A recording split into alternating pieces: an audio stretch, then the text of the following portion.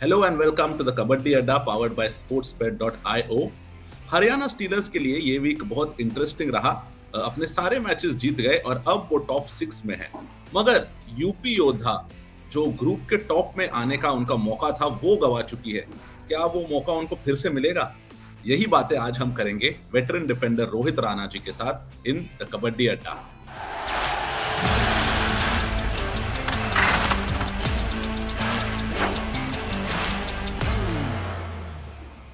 रोहित भाई नमस्ते, कैसे हैं आप? बढ़िया साहिल भाई, आप बताओ। बढ़िया। रोहित भाई बहुत अच्छा वीक रहा हरियाणा स्टीलर्स के लिए ये पिछला, जैसे मैं कह रहा था। मगर यूपी योद्धा जो कॉन्स्टेंटली प्रोग्रेस कर रही है, मुझे लगता है 3 मैचेस जीत चुके थे बैक टू बैक। टेबल के टॉप पे आ सकते थे एक और जीत के साथ, मगर एंड में जो कंसंट्रेशन की कमी थी, मुझे लगता है जो एक पॉइंट में उसकी वजह से रह गए। जी जी बिल्कुल। हरियाणा स्टीलर्स अपने जो जितने भी प्लानिंग के साथ चेंजेस कर रही है, क्योंकि वो डिफेंस में ज़्यादा अपनी टीम को फोकस रखा हुआ है और डिफेंस में टीम ज़्यादा खेल रही है, जिसके कारण हरियाणा स्टीलर्स 6 में कामयाबी बहुत हो रही है, क्योंकि रेडर्स इनके ज़्यादातर हाफ टाइम के बाद ही स्कोर कर रहे हैं।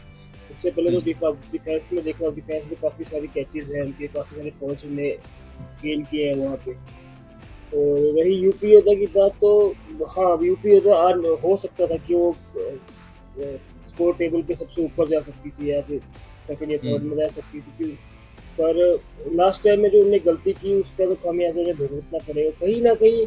सिर्फ यूपी योद्धा का जितना मेरे को लगा, कहीं ना कहीं सिर्फ यूपी योद्धा का जो कॉर्नर्स हैं वो कभी चल रहे हैं कभी नहीं चल रहे हैं। सुमित अच्छा कर रहे हैं, बट जो उनके ऑपोजिट कॉर्नर है नितेश वो है, थोड़े हाँ। से नितेश कहीं ना कहीं, जैसे कि अब लास्ट मैच में देखो, नितेश ने शायद एक भी कैच नहीं मारी है यार। एक कैच मारी होगी, अभी लास्ट मूवमेंट में, तो वो तो कैच मानो या ना मानो एक ही बात होती है। पर इनके कहीं ना कहीं उन दोनों का, क्योंकि उन दोनों की एक ना सेट है, उन दोनों का उन लोग का बॉडी लैंग्वेज सेम है, उन लोगों की एक कम्बिनेशन है। अगर उसी कम्बिनेशन से वो नहीं चलते हैं तो फिर इसके खामियाजा टीम को भुगतना पड़ेगा। पर टीम को भी लास्ट मोमेंट में ऐसे रिस्क नहीं लेने चाहिए, क्योंकि इतने एक्सपीरियंस प्लेयर है उसमें, ऐसी एक्सपीरियंस की कोई कमी नहीं है यूपी योद्धा में, सभी एक्सपीरियंस प्लेयर है। तो कहीं ना कहीं लास्ट मोमेंट में उनसे गलती हुई है। रोहित जी, हम आएंगे हमारे मैच रिव्यूज पर, लेकिन उससे पहले शो की शुरुआत में ही मैं अपने सब व्यूअर्स को बताना चाहूंगा कि अगर आपको स्पोर्ट्स अड्डा का कंटेंट पसंद है, हम जो ये शोज करते हैं वो आपको पसंद है, तो प्लीज हमारे यूट्यूब चैनल को सब्सक्राइब कीजिए।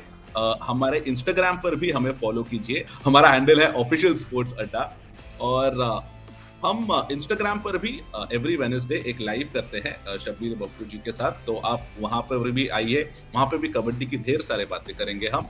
और एक और चीज, स्पोर्ट्स अड्डा की मर्चेंडाइज जो हम हर एपिसोड में कहते हैं, आप जीत सकते हैं ढेर सारी स्पोर्ट्स अड्डा की मर्चेंडाइज।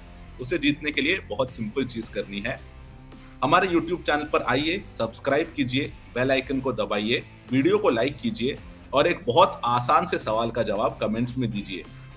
इस एपिसोड का सवाल, who holds the record for the highest individual score in a pro kabaddi final?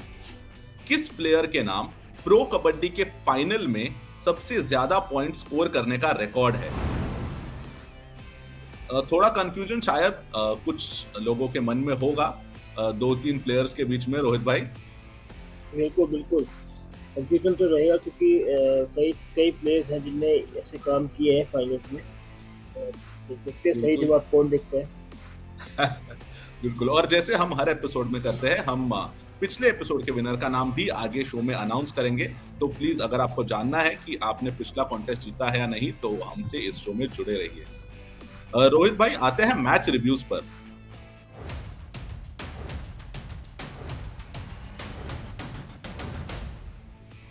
सबसे पहली मैच रोहित भाई जिससे मैं रिव्यू करना चाहूंगा, हरियाणा वर्सेस यूपी, जो हम बात कर रहे थे। सुरेंद्र गिल को यूपी योद्धा कहीं ना कहीं पूरे मैच में मिस कर रहे थे, क्योंकि मुझे लगता है 20 पॉइंट कर चुके हैं वो पिछले हफ्ते में, तो उनके टॉप रेडर हम मान सकते हैं कि सुरेंद्र गिल है। और जो एंड में मुझे लगता है उससे सबसे ज्यादा फर्क पड़ा है, क्योंकि वो जो एक किलर इंस्टिंक्ट हम कहते हैं स्पोर्ट्स में, कि हाँ मुझे ये मैच जीतना है। वो एंड के 2-3 रेड में दिखा नहीं। प्रदीप नरवाल जरा स्लो चल रहे थे, लग रहा था टाई के लिए खेल रहे हैं, मगर विनय ने जो एंड में एक बोनस कर दिया उसके लिए भी कहीं डिफेंस रेडी नहीं लग रही थी। साहिल भाई, जैसे आपने बोला कि यूपी उधर चाहती थी कि, या उनको सुपर मेगा वो चाहती थी, या उनकी सोच में ये था कि शायद ये भी ड्रॉ खेलेंगे, हरियाणा स्टीलर भी ड्रॉ खेलेंगे। पर शायद यही उनकी सबसे बड़ी गलती रही कि उन्होंने सोचा कि ये रेडर अब सेफ जाएगा और ये शायद ये फेक बोनस मारेगा। बट उस रेडर की दिमाग में ये चल रहा था कि हमें जीतना है, ड्रॉ नहीं करना है, शायद ये दिमाग में चल रहा होगा, इसलिए उसने बोनस कर दिया। पर जैसा मुझे लगा जैसे यूपी योद्धा की बॉडी लैंग्वेज थी डिफेंस की उस टाइम लास्ट के रेड में, तो मुझे लगा कि ये लोग ये सोच रहे हैं कि ये सेफ रेड मारेगा और ये मैच ड्रॉ होगा, तो वो ड्रॉ की तरफ जा रहे थे। पर कहीं ना कहीं यही उनका जो उनका ढीलापन है, कह सकते हैं कि आप उसको रिलैक्स जो डिफेंस कर रहे थे कि यार ये तो खाली जाएगा, वो उनको कहीं ना कहीं महंगा पड़ गया।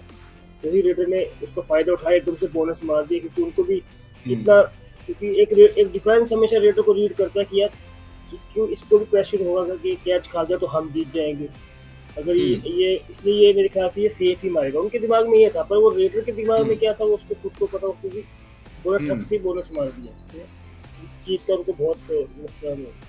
बिल्कुल बिल्कुल। और आगे जाकर ये जो एक इंस्टिंक्ट होता है जीत का, वो प्लेऑफ्स के समय काफी काम में आएगा कि आप एंड तक जो है जीत की तरफ ही जा रहे हैं। ऐसे नहीं कि आप स्लो खेल रहे हैं, टाई के लिए खेल रहे हैं।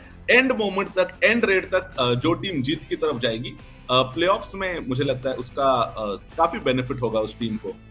क्योंकि साइड में अभी जैसे जैसे प्ले ऑफ पास आ रहा है ना, वैसे वैसे टीमें अब जीत की तरफ जा रही है, ड्रॉ की तरफ नहीं जा रही है। आप स्टार्ट में ड्रॉ खेल सकते हैं, पर आपको अब आपको जीत चाहिए, चाहे आप 1 पॉइंट से जीतो, तो आपको जीत चाहिए। अभी ड्रॉ से काम नहीं चलेगा। और अभी टीमों का ये है कि हारना भी है तो अब तो मस्ट हो गया कि 7 पॉइंट के अंदर अंदर हारो, कम से कम 1 पॉइंट तो मिलेगा। क्योंकि टॉप 6 में है, ये चीज उनके लिए मायने रखती है। जो डाउन है वो तो है ही, नीचे ही है, और जो टॉप 6 है उनके लिए 1-1 पॉइंट मायने रखता है।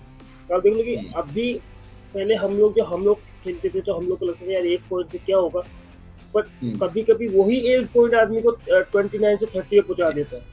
क्योंकि अगर सेकंड वाले के 40 पॉइंट्स है और आपके 39 है, आप एक मैच ड्रॉ भी करते हो या फिर 7 पॉइंट से भी हारते हो, तो आप 40 बराबर पे आ जाओगे, 1 पॉइंट आपको मिलेगा। तो ये अभी नहीं, प्ले ऑफ की टाइम बहुत काम आता है। और आने वाले टाइम में देखना, जितना प्ले ऑफ आप टीमें प्ले ऑफ की तरफ जाएंगे ना, आप अभी देखना गेम में कितनी चेंज होगी आपस में, अभी बहुत गेम चेंज होना बाकी।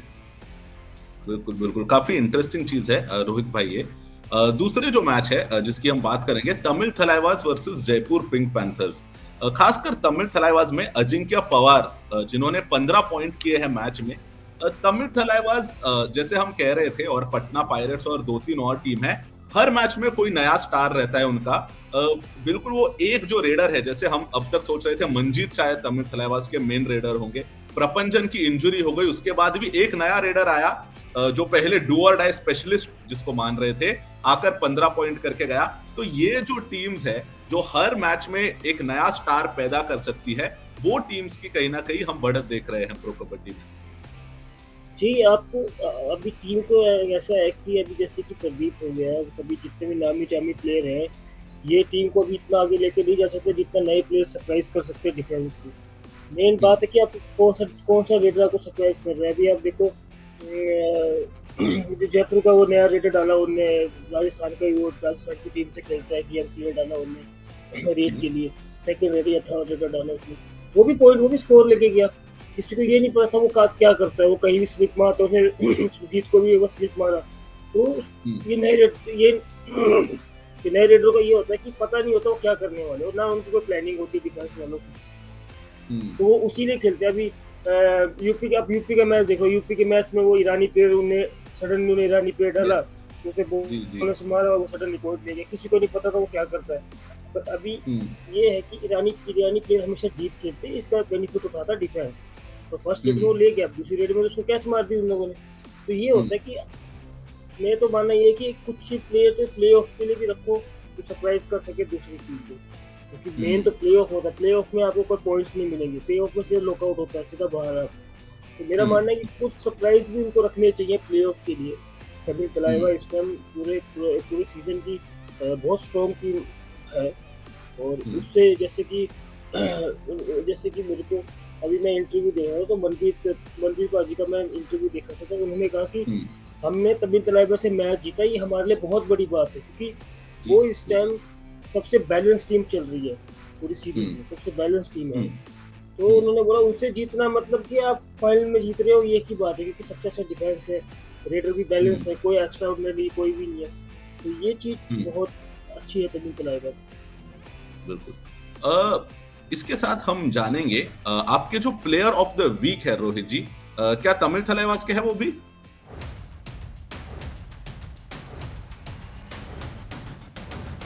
नहीं, मेरे प्लेयर ऑफ द वीक इस टाइम हरियाणा स्टीलर्स से है, क्योंकि हरियाणा स्टीलर्स भी मुझे कहीं न कहीं बैलेंस टीम दिखी। हरियाणा स्टीलर होगी, हुँ, तमिल तलाइवा होगी और पटना पायरेट्स होगी।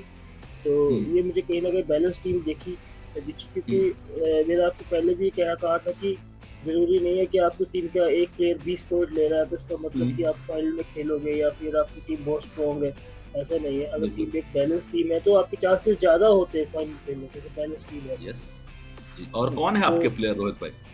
तो मेरे जो अभी प्लेयर ऑफ द वीक है वो है जयदीप, जो कवर है हुँ, हरियाणा स्टीलर के। और काफ़ी हुँ, अच्छा इन्होंने 13 मैच खेले हैं, टैकल टैकल पॉइंट्स इनके 45 है।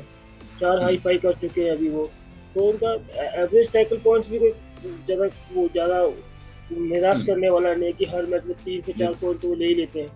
तो अभी और मेरे ख्याल से वो अभी टॉप लिस्ट में भी चल रहे हैं अभी वो यस, डिफेंस में। यस, जी, तो और सबसे बड़ी बात कि वो यंग टैलेंट है। मैंने आपको कहा कि जितने यंग प्लेयर खेलेंगे उतने प्लेयरों को सरप्राइज़ होता है, रेडरों को भी, कि ये क्या कर, क्योंकि उन्होंने कभी रेडरों ने देखा नहीं होता उनको खेलते हुए।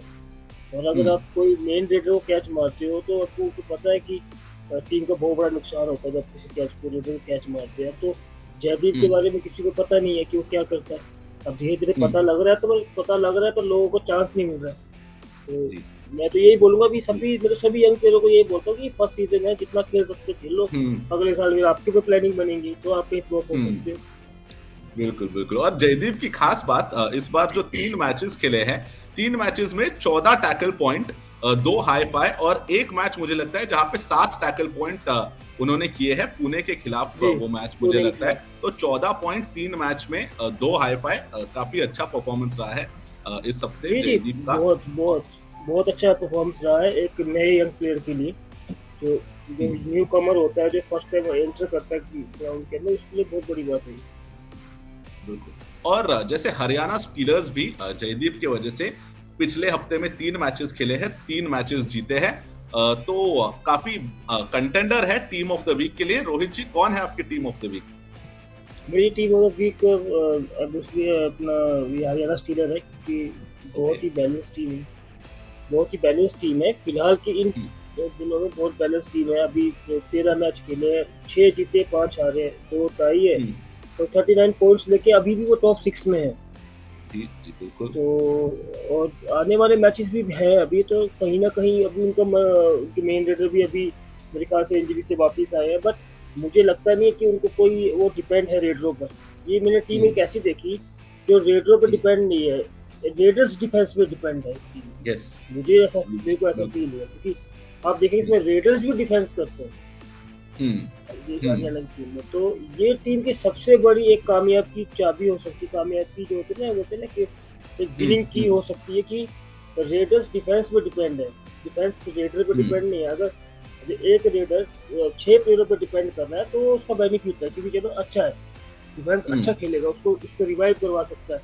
अब देखो हुँ, पवन शेरावत है, आप फर्स्ट मैच से लेके अभी तक के मैच में देख लो, अगर आप उसका टोटल स्कोर निकालोगे, तो वो हार्डली कोई 8 या 10 मिनट ही खेलता है ग्राउंड के अंदर।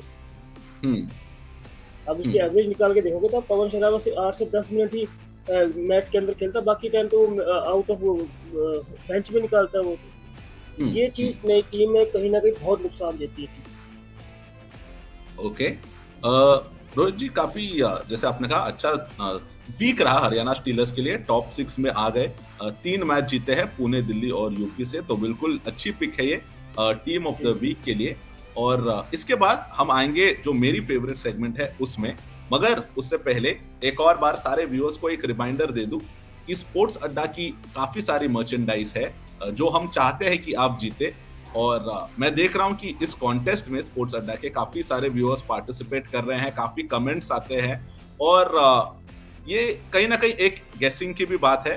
तो अगर आपको लगता भी है कि आपको सही जवाब पता है तो प्लीज कमेंट्स में दे दीजिए, क्या पता सही जवाब हो भी सकता है। तो इसके साथ मैं आपको बता दूं कि इस कॉन्टेस्ट में भाग लेने के लिए आपको क्या करना है। यूट्यूब चैनल पर आइए, सब्सक्राइब कीजिए, बेल आइकन को दबाइए, वीडियो लाइक कीजिए और एक बहुत आसान से सवाल का जवाब दीजिए। इस एपिसोड का सवाल, Who holds the record for the highest individual score in a pro kabaddi final? किस प्लेयर के नाम एक प्रो कबड्डी फाइनल में सबसे ज्यादा इंडिविजुअल स्कोर का रिकॉर्ड है? और जैसे हम हर एपिसोड में करते हैं, इस एपिसोड में हम अब पिछले एपिसोड के विनर का नाम घोषित करेंगे। पिछले एपिसोड के विनर हमारे हैं देव नाहर। तो देव जी, कॉन्ग्रेचुलेशंस, आपने हमारे पिछले एपिसोड का कॉन्टेस्ट जीता है। हमारी टीम आपको कांटेक्ट करेगी कॉन्टेस्ट में आपके मर्चेंडाइज के लिए, और बाकी व्यूअर्स भी हमारी मर्चेंडाइज जीत सकते हैं। तो प्लीज हमारे कॉन्टेस्ट में भाग लेते रहिए। रोहित जी, अब हम आएंगे पॉइंट या एम्प्टी रेट पर।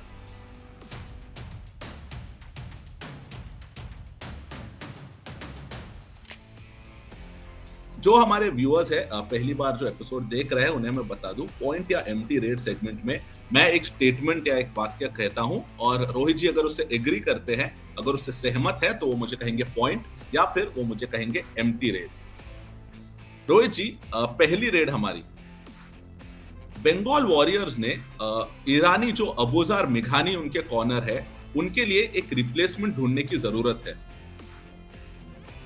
जी, आपका पॉइंट है कि मैं जो कहता हूँ उस कॉर्नर की भी आपको हर जगह जो पोजीशन में देखिए, जैसे कि हम लोग भी जब मैं हमें कवर खेलता था तो मेरे भी एक ऑप्शनली एक सब्स्टिट्यूट होता था बेंच पे या फिर आउट ऑफ ग्राउंड। तो कहीं ना कहीं, क्योंकि जरूरी नहीं कि आप बहुत बड़े स्टार हैं या फिर आपका बहुत नाम है तो आप हर मैच अच्छा खेलेंगे, या फिर आप 3-4 मैच अच्छा नहीं खेल रहे हो तो शायद आपको कम बैक करने के 2 मैच का रेस्ट लेना जरूरी है या 3 मैच का रेस्ट लेना जरूरी है। ये बहुत जरूरी है कि एक सब्स्टिट्यूट होना चाहिए हर प्लेयर का। जैसे कॉर्नर हुआ, कवर हुआ, या फिर रेडर्स हुए, ऑलराउंडर्स हुए, तो इनका ये होना जरूरी है। ये आपका मैं बिल्कुल सहमत हूँ इस चीज़ से। अगर वो कॉर्नर परफॉर्म नहीं कर रहा तो चेंज करके दूसरे को मौका दो, शायद उसे बेटर कर देगा। तो नहीं भी करेगा तो उसमें एक मैच में तो पता लग जाएगा। वैसे भी तो इतना, क्योंकि अभी एक्सपेरिमेंट करने के चांसेस है, जब प्ले ऑफ में पहुंच जाएगी तो फिर आपको एक सेट खिलाना पड़ेगा जो एक परमानेंट सेट होगा। तो अभी जरूरी है और एक्सपेरिमेंट करना।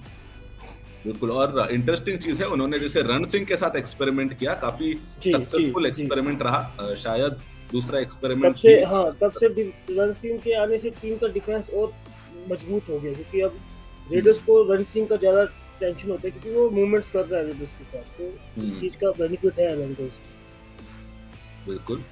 दूसरी रेड हमारी, यूपी योद्धा आगे जाकर उनके ईरानी प्लेयर मोहम्मद तागिपेन महाली को स्टार्टिंग 7 में खिलाना शुरू कर सकती है।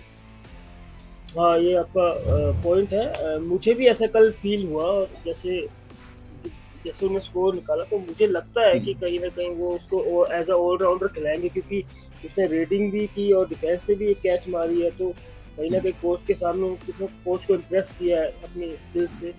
तो मुझे ऐसा लगता है अगर मैं कोच होता तो मैं उसको डेफिनेटली फर्स्ट 7 में डालता। ओके, अगली रेड हमारी रोहित जी, पुनेरी पल्टन ने अपने राइट कॉर्नर में बलदेव और सोमवीर के बीच में एक डिफेंडर को फिक्स करने की जरूरत है।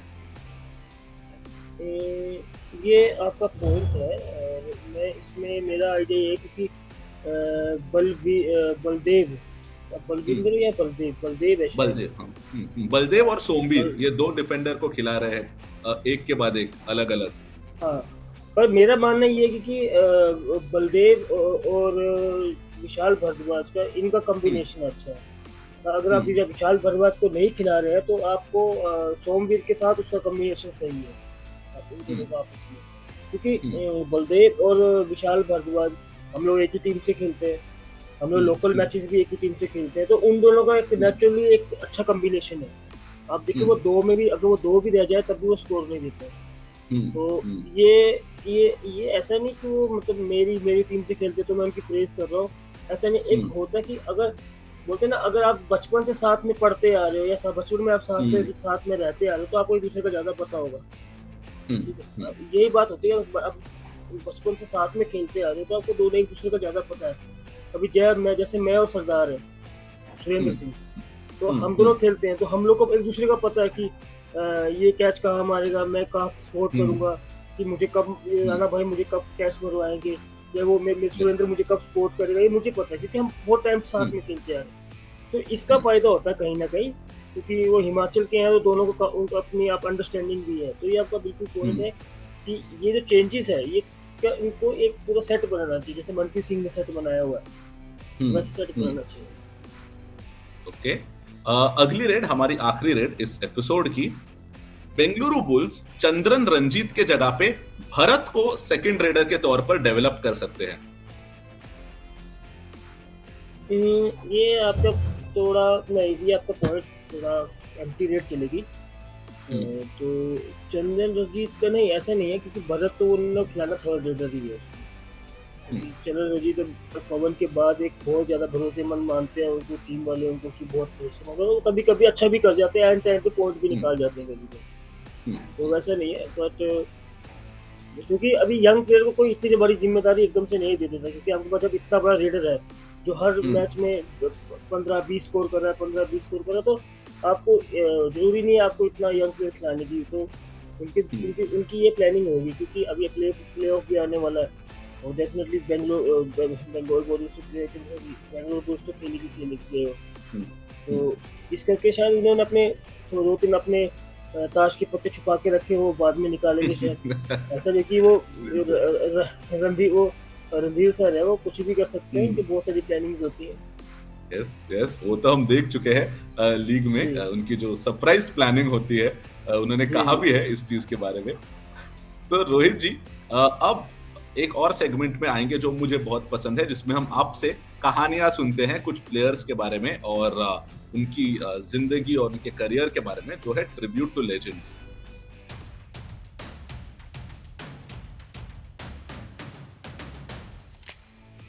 और इस बार के हमारे लेजेंड है रण सिंह पाजी। जैसे हम उनकी बात पहले भी कर रहे थे, जब से बंगाल के डिफेंस में आए हैं, काफ़ी अच्छा परफॉर्मेंस दे रहे हैं। जी, रण सिंह जी के बारे में मैंने पहले सुना था, मुझे लगता है सीजन 5 में जब मैं आया था, और मुझे एक ब्रॉडकास्टर ने कहा था ये सर्कल स्टाइल कबड्डी के बहुत बड़े प्लेयर है रण सिंह, तो जी, इनके ऊपर नजर रखिए, क्योंकि ऐसे कहते हैं पंजाब में जब सर्कल स्टाइल होती है तो एक खौफ होता है रण सिंह के नाम से, कि बिल्कुल जी, रण जी। सिंह के खिलाफ किसी को नहीं जाना है। और यही बात मनिंदर सिंह जी ने भी मुझे कही थी जब मैं उनसे बात कर रहा था। उन्होंने कहा आंखों से मैंने देखा है इस बात को, कि चाहे लोग माने या ना माने, मैंने देखा है कि जो खौफ लोगों के आंखों में दिखता है जब हम सर्कल स्टाइल खेलते हैं, या पंजाब में हम जब स्टैंडर्ड स्टाइल भी खेलते हैं, तब एक खौफ होता है लोगों के मन में जब रण सिंह रेड करने आते हैं या जब टैकल करने आते हैं, अकेले वो रेडर को मुझे टैकल कर लेते हैं। तो रोहित जी, आपकी कुछ कहानी जो रण सिंह के साथ हो? नहीं, रण सिंह एक बहुत ही एक मस्कुलर प्लेयर है, और बहुत स्ट्रेंथ वाला प्लेयर है। मैं आपको कहता हूँ कि सर्कल हो या नेशनल स्टाइल हो, वो दोनों में खौफदार प्लेयर है। आप अभी भी देख लो, अभी जब जब से वो मैच पे उतरा, तो राइट के रेडर अंदर घुसना कम कर दिया, उन्होंने यस। अपने बैक देना कम कर दिया। वो आगे भागते तो पीछे देखते कि रण सिंह तो नहीं आ गया, ये एक खौफ है। हुँ, और हुँ, उनकी स्ट्रेंथ ऐसी है कि वो खड़े-खड़े भी कैच कर सकते हैं, सिंगल तो बहुत ईज़िली कैच कर सकते हैं। अगर उनकी हुँ, पकड़ में कोई आ गया तो वो छूटेगा नहीं, छूट गया तो ठीक है, वेल हुँ, एंड गुड है। तो रण सिंह एक खुद फुल पावर है, मैंने भी सर्कल खेलते हुए देखा है उसको, कई सालों से देखा है। मैं वॉर में बचपन के दोस्त हैं, ये मैं रण सिंह, हुँ, और स्कूल टाइम से एक-दूसरे को जानते हैं हम लोग। तो मैं हुँ, और रण सिंह, तो हम लोग की मेरे पास वो हमें को मतलब मनिंदर तो बाद में आया, मनिंदर तो हमारा ऐसे हाँ, छोटा भाई है, क्योंकि हुँ, जब वो हम लोग खेलते थे तो उस समय मनिंदर था नहीं, तो मनिंदर तो अभी हुँ, सीज़न फर्स्ट के पहले में आया, क्योंकि हाँ, जब पहला प्रो हुआ उससे पहले 1 साल पहले वो ऑल इंडिया पुलिस खेला था, तो हमें वहाँ मतलब मेरे को वहाँ दिखा था वो। हुँ, हुँ, तो फिर रण सिंह के साथ तो अपना ऐसे ही बचपन बचपन का मतलब यारी दोस्ती और प्यार है अपने दोनों अपने भाइयों का। तो आज भी हम लोग एक-दूसरे को अच्छी तरह जानते हैं एज़ अ फैमिली भी और ऐसे भी। वो आता रहता है मेरे पास, दिल का बहुत अच्छा आदमी है। तो पर मैंने कभी ज़िंदगी में उसको टेंशन लेते नहीं देखा उस आदमी को। पर ये बहुत सच्ची बात है, मैंने कभी उसको ज़िंदगी में टेंशन लेते हुए नहीं। मैं उसको बोल दूँगा ना यार ये ऐसा हो गया, बोला छोड़ ना यार ठीक है, कोई नहीं ठीक हो जाएगा सब कुछ। ऐसे रहता है, मस्त मौला आदमी है जी। जिम मेहनत अपनी मेहनत करता है, जिम करता है और सर्कल का तो बहुत ही तगड़ा प्लेयर है और कभी आपको मौका मिले तो ज़रूर देखना है इसके मैच। आपकी भी इसके आप यूट्यूब में वीडियोज़ देखना, आपको खुद को लगेगा कि यार वाक़ई जानदार प्लेयर है। बिल्कुल, बिल्कुल। रोहित जी, मैंने आपका और जैसे यूट्यूब की आप बात कर रहे थे, तो यूट्यूब में बीच में मैंने आपका और रण सिंह जी का भी एक वीडियो देखा था। मुझे लगता है जब आप जयपुर पिंक पैंथर्स में खेल रहे थे। तो जो जी, हमारे व्यूअर्स हैं, अगर यूट्यूब पे सर्च करना चाहे, तो रोहित राणा एंड रण सिंह अगर आप टाइप करें, इनका एक काफ़ी पुराना वीडियो आपको मिल सकता है। जब ये जयपुर में थे और साथ में वर्कआउट कर रहे हैं और काफ़ी सारी बातें कर रहे हैं उसका। जी, जी, जी, हाँ, वो हमारा इंडिया कैंप में थे हम लोग, तो हमारा शूट हुआ था ये अहमदाबाद में। हम हुँ, गांधीनगर में हमारा इंडिया कैंप लगा था, मैं रण सिंह थे उसमें। तो हम हुँ, दोनों का वहाँ पे लगा था, हम लोग की अच्छी जोड़ी थी। और आज भी हम एक-दूसरे को मतलब काफ़ी अभी भी वो मेरे से बात होती रहती है वो। अभी भी वो हुँ, पंजाब आते हैं तो हिमाचल ज़रूर आते हैं मेरे पास। तो मैं आज तक उनके पास हुँ। गया नहीं, उसको उसी चीज़ की नाराज़गी है, मैं सोच रहा हूँ इस बार जाऊँगा ज़रूर उसके पास। बिल्कुल, बिल्कुल रोहित भाई। बहुत अच्छी कहानियाँ और बहुत अच्छे मेमोरीज़ आपने शेयर किए हैं हमारे साथ। आखिरी सेगमेंट में आते हैं, जो है राणा की रेड, मगर उससे पहले एक आखिरी बात सारे व्यूअर्स को मैं बता दूँ। स्पोर्ट्स अड्डा के कॉन्टेस्ट में प्लीज़ भाग लीजिए और ढेर सारी मर्चेंडाइज़ जीतिए। मर्चेंडाइज़ जीतने के लिए बहुत सिंपल प्रोसेस है। चैनल पर आइए, सब्सक्राइब कीजिए, बेल आइकन दबाइए, वीडियो लाइक कीजिए और एक बहुत आसान से सवाल का जवाब दीजिए। इस एपिसोड का सवाल,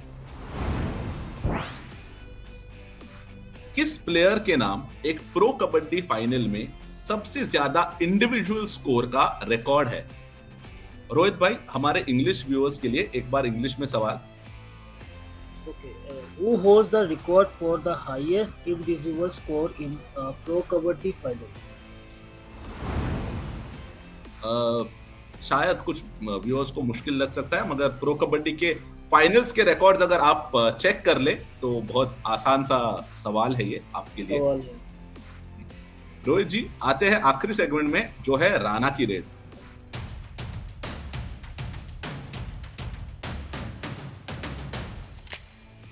इस सेगमेंट में रोहित जी को हम काफी मुश्किल काम देते हैं और हर बार वो उस काम को निभाते भी है।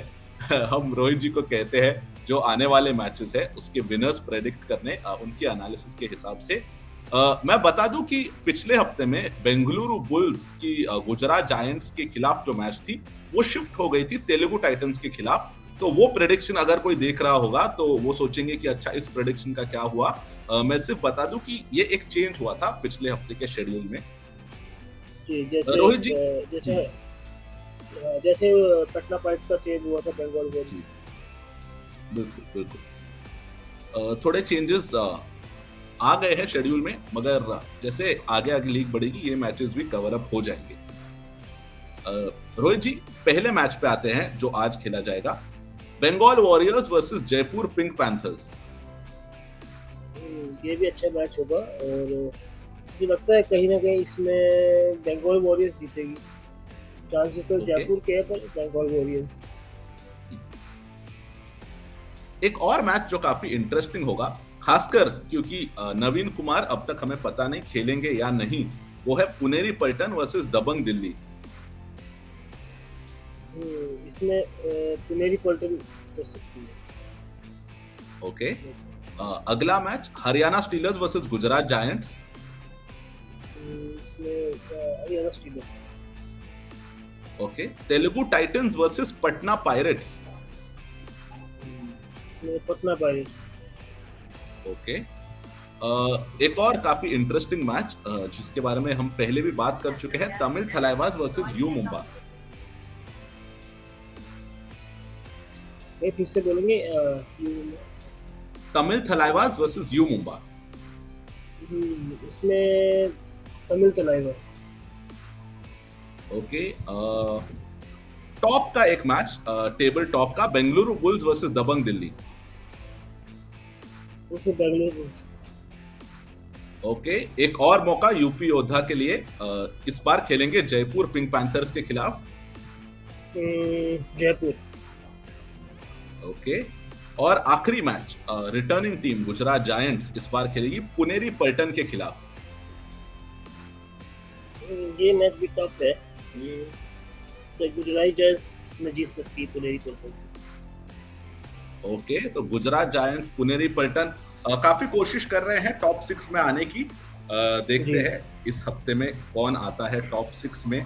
जैसे हम देख रहे हैं टॉप 6 बार बार चेंज होती जा रही है हर हफ्ते में। बिल्कुल बिल्कुल। और आपने ये भी देखा होगा कि हर कोई भी टीम है वो एक या दो पॉइंट से आगे पीछे है, ज्यादा फर्क भी नहीं होने वाला। बिल्कुल बिल्कुल। तो हमने आपके सारे प्रेडिक्शंस लॉक कर दिए हैं रोहित जी।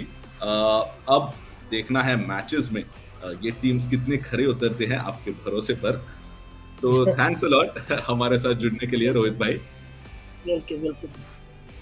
और मैं हमारे सारे जो व्यूअर्स हैं उनको भी थैंक यू कहना चाहूंगा हमारे साथ जुड़ने के लिए, हमारी कबड्डी की ये ढेर सारी बातें सुनने के लिए। अगर आपके कुछ सवाल है, कुछ कमेंट्स है या हमारे लिए कुछ सजेशंस भी है तो प्लीज नीचे कमेंट्स में उनको लिख दीजिए और हम जरूर कोशिश करेंगे कि आपके सजेशंस को हम मन में रखें आगे के शोज में।